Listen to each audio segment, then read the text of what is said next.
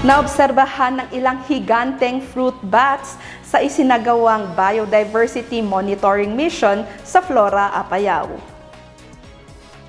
Ayon sa Department of Environment and Natural Resources Cordillera, mahalaga ang mga paniking ito sa pagkakalat ng buto ng mga halaman at pagiging pangunahing pagkain ng mga Philippine eagle.